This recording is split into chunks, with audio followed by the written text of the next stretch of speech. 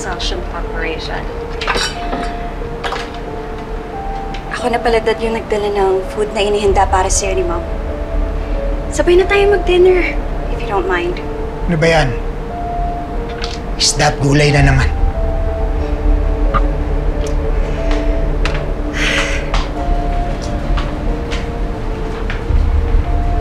Dad, siyempre, kakagaling mo pa lang sa mild heart attack.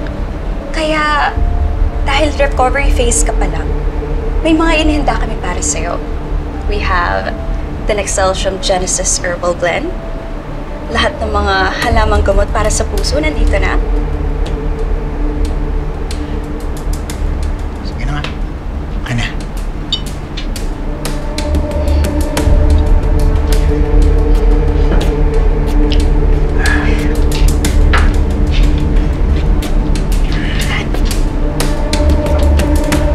I was just thinking, since marami akong free time, baka pwede ako tumulong sa Excelsior.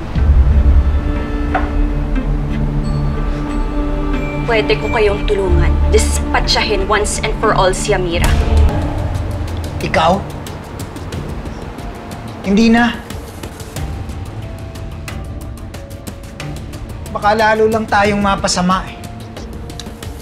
Kung may gagawin man yung babaeng yan, ako nang bahala. Dad, wala ka na ba talagang pilib sa akin? Oo, wala. Eh, halata namang sumisip-sip ka lang sa akin. Ano ka ba? Kahit hindi na ako CEO ng Excelsior. Dad, si Amira yan. Kaya ko yan. Dad, please. Ibigay mo na sa akin tong maliit na bagay na to. Hindi maliit na bagay ang ginagawa ng Amirang yan sa atin.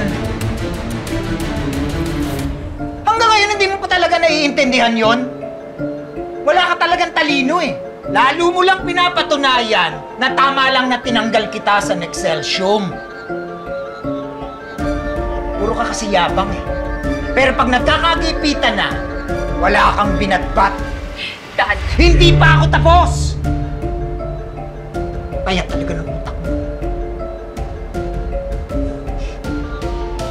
Thank you for clarifying that, Dad. Ngayon, klaro na sa akin kung anong tingin mo sa akin. Now, if you'll excuse me, nawalan na ako ng gana kumain.